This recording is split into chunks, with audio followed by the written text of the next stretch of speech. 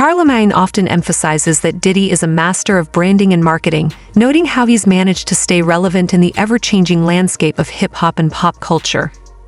He often points to Diddy's ability to spot talent, from discovering artists like Notorious Big to nurturing new stars through his label, Bad Boy Records. However, Charlemagne also addresses the darker sides of Diddy's legacy, such as allegations of manipulation in his business dealings and controversies surrounding his personal life. He believes these aspects add depth to the narrative of Diddy, reminding audiences that behind the glamour lies a complex figure whose influence is both celebrated and scrutinized. Ultimately, Charlemagne's commentary captures the duality of Diddy, a cultural icon with a multifaceted, sometimes tumultuous, legacy. Charlemagne the God has often shared his thoughts on Diddy, highlighting the music mogul's influence and controversies. He acknowledges Diddy's business acumen and his ability to reinvent himself over the years. However, Charlemagne doesn't shy away from discussing Diddy's more controversial moments, pointing out the complexities of his relationships and public persona. With a mix of admiration and critique, Charlemagne provides a candid perspective on Diddy, reflecting the ongoing conversations about power, accountability, and celebrity culture.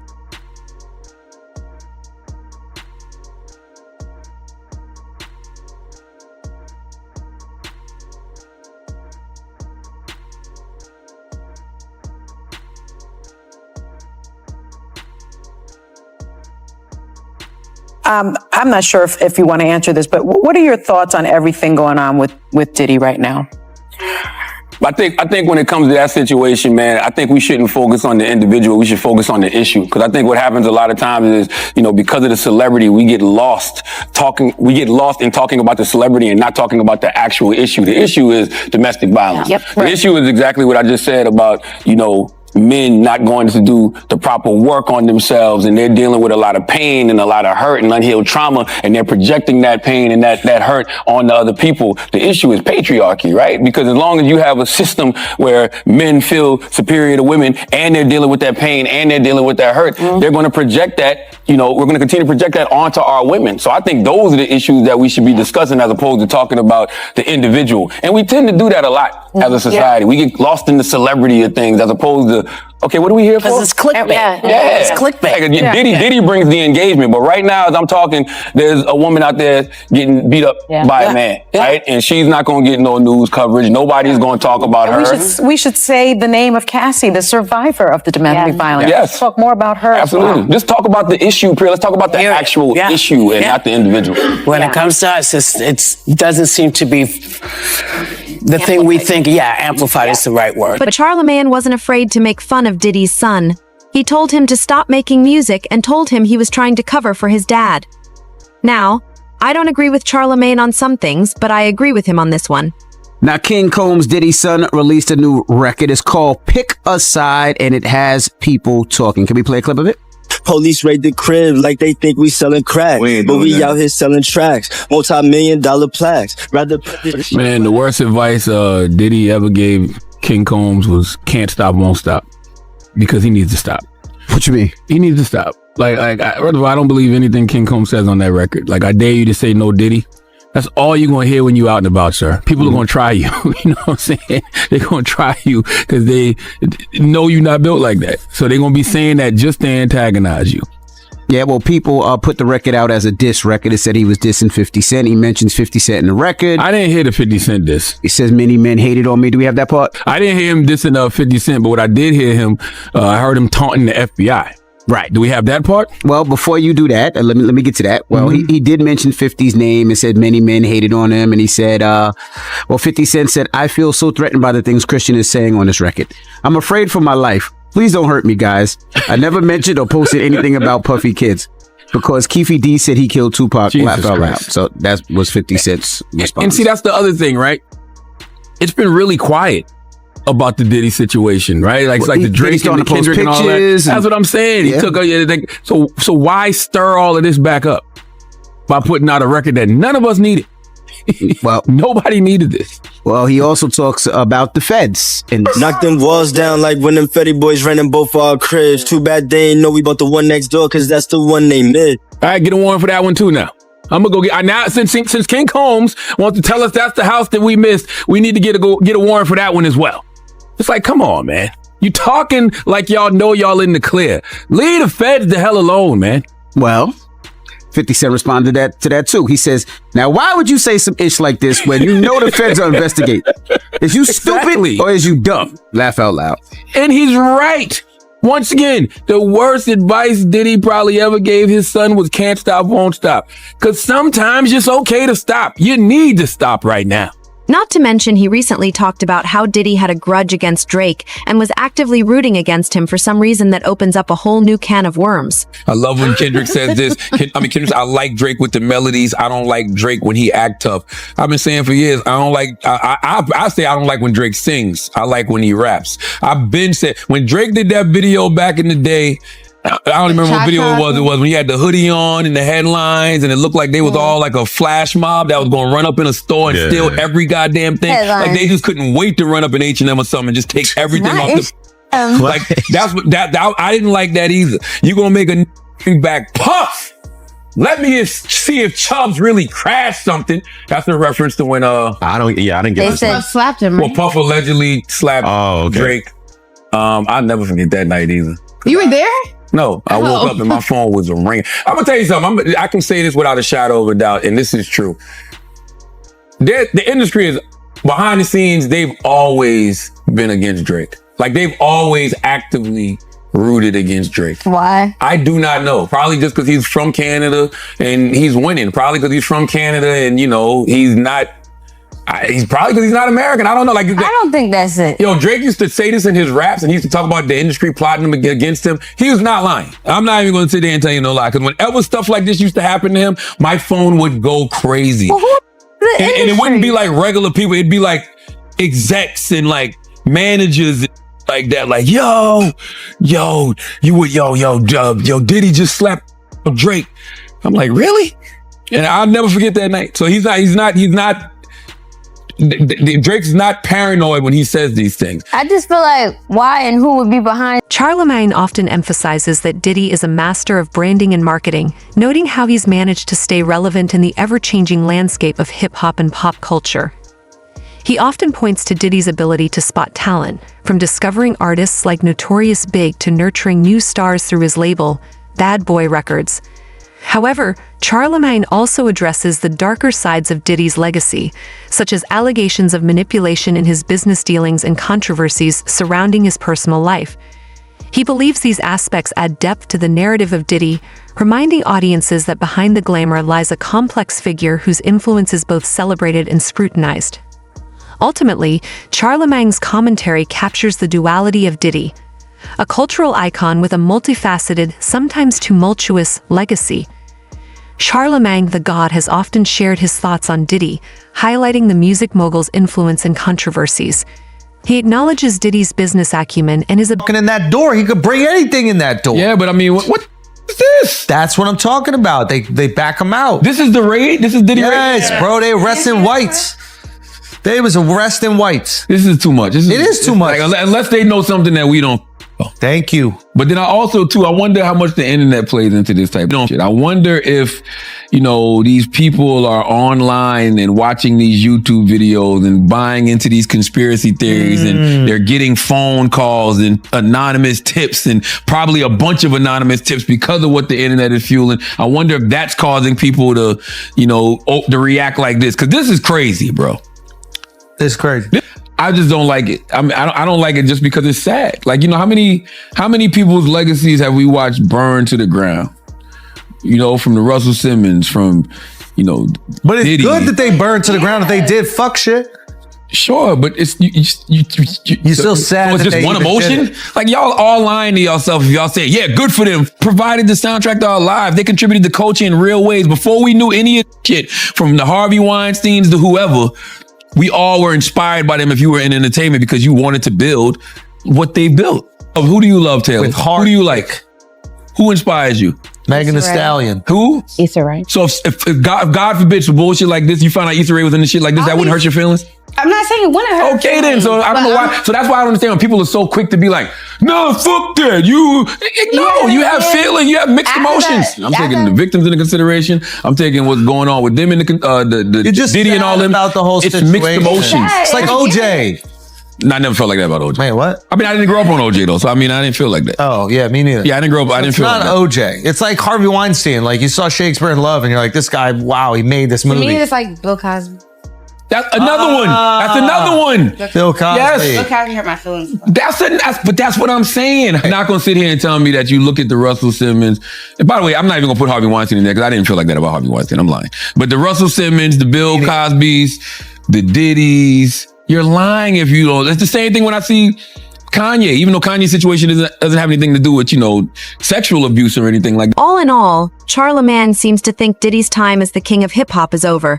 He backtracked on his words, clarifying what he meant. Hey, I guess even gods can put their own feet in their mouths. The Breakfast Club host then talked about how he was unhappy in the choices Diddy has made. He also told people to focus on the bigger problem and find out why this is all happening in the first place. Oh, let me tell you something. Let me tell you. Dude, I want to do whatever you want to do. That's what you said to Puff? And he his part. Oh my God. Ray, how'd that?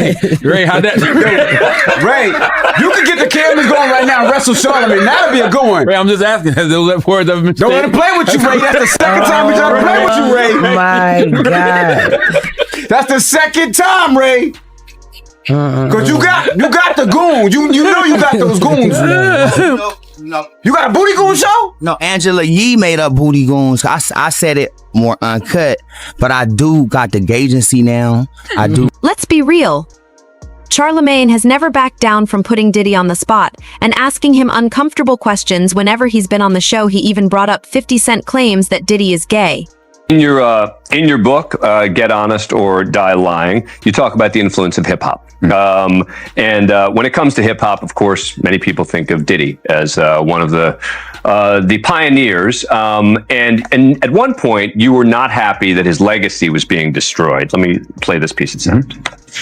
I don't know, man. I just don't like it. I mean, I don't like it just because it's sad. Like, how many people's legacies have we watched burn to the ground? From the Russell Simmons, And let's just say Charlemagne isn't buying a word of what Diddy's saying because of how nervous Diddy looks as he rambles on. Relation video with you because they said you were sounding real suspect on the interview. Yeah. Did you see that? Of course, I didn't see that. No, I didn't see it. You didn't see it? I swear to God. Come on, man. You saw that on World Star and on the gram. Check this out. When they started playing the game, the pause game, I would definitely... That came from Harlem, too, by the way. Yeah, came from Harlem. I definitely would say the crowd would be like, whoa, did he just say that? You know what I'm saying? I don't play games. Y'all know. You know what I'm saying? I'm a grown man. I don't play games. But, yeah. Did you compilation? Nah, I was coming off of being in Miami a night of partying. I don't really remember what I was saying. You know what I'm saying? Would you like a reminder? Yeah, sure. Play something. Hey, yo, listen, I love it all. I love it all, man. I like when you like this, Daddy. Yeah, when you put my bag Daddy, I like when you scrambling and scraping for shit. That was you. Scrambling. What? You said, I like when you do it like that, Daddy. When you scrambling and scraping for shit. Hey, man. Like, I don't know what I was talking about. Hey. Nah. I mean, you don't go back and look at that stuff and laugh? I mean, it could be funny. I don't really be on it like that. Yeah, you know what I'm saying? Like, I'm sure we can put Charlemagne's compilation against Diddy's compilation. We have a bunch. We put yeah. I mean, I also don't do it because I know I'm bad at the game. Right? I know I say like reckless stuff out my mouth that's just not maybe adding up to with somebody who's homophobic, but I'm not homophobic and I really don't care. You know what I'm saying? But I'm bad at the game, and it's... After the security video of Cassie and Diddy was leaked, Charlemagne wasn't afraid to give his opinion. It's pretty clear he's on team Cassie all the way. It's hilarious. 50 came up here and he was giving you flack for asking Fab to party. So he'll ask you to play the clip, man. Yeah, play the clip. Go ahead. Why won't you party with me for your birthday, man? We partied for my birthday before. You came to my party. No, but me and you ain't never really party, you know what I'm saying? I asked 50 about that. And he said you did the same thing to him. You asked him to take him shopping. Yeah, I thought he needed some clothes.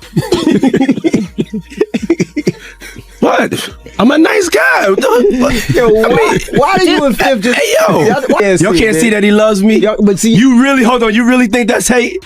You really, when you really break it down, you've been out here a long time. You know he loves me. I don't think he like you. You know he loves me. I don't think he like you. Okay. But why not? Y'all both passionate. Y'all both... I don't know. Yo, try to say, I don't know. Like y'all both the same. No, we are not. Okay. We are not the same. I'm not thinking about all that. All them gnats, you know, they can't really touch me. Y'all, at the end of the day, y'all see and y'all know what it is. You know, the track record. Y'all know the business acumen. Y'all know the community service. Y'all know what I'm about, you know, and when he does that, it's like funny to me. I don't really take it personal. I know he has a different sense of humor, and he's just not in my life. We don't have to never cross paths, and I will never say nothing negative about him, you know, because that's just not me. Charlamagne often emphasizes that Diddy is a master of branding and marketing, noting how he's managed to stay relevant in the ever-changing landscape of hip-hop and pop culture. He often points to Diddy's ability to spot talent, from discovering artists like Notorious Big to nurturing new stars through his label, Bad Boy Records.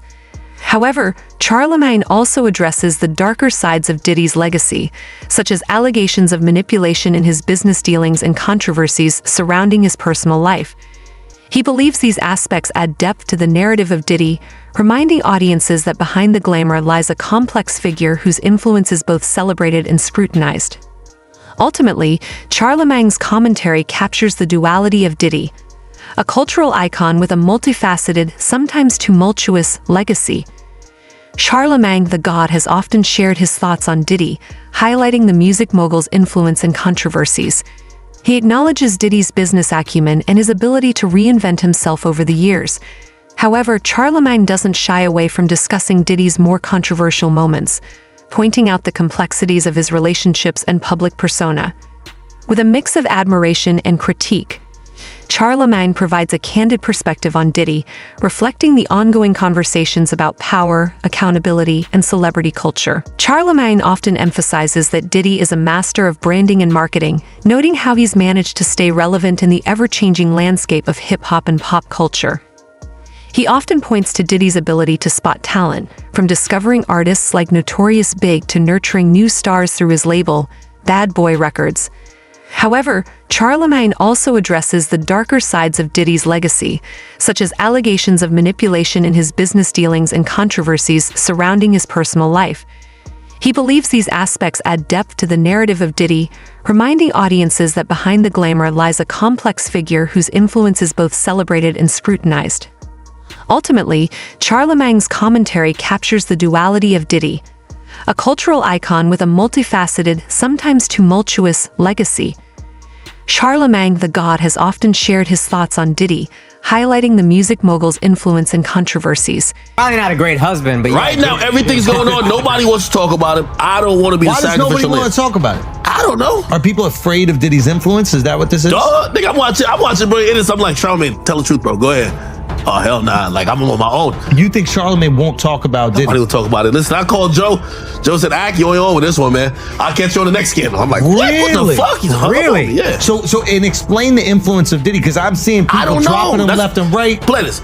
I don't know what they might be. Did Diddy Aaliyah?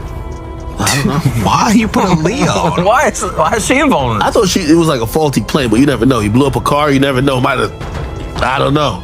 Why Aaliyah? You tell me,